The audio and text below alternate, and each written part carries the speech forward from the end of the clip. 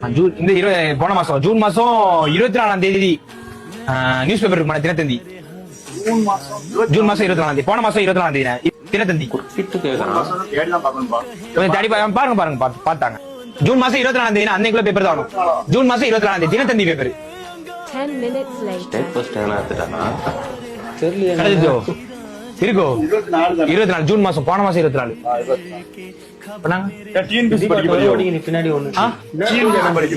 இப்ப இல்ல இந்த அக்கா போய் ஆய் போயிட்டா தொடக்கேக்கு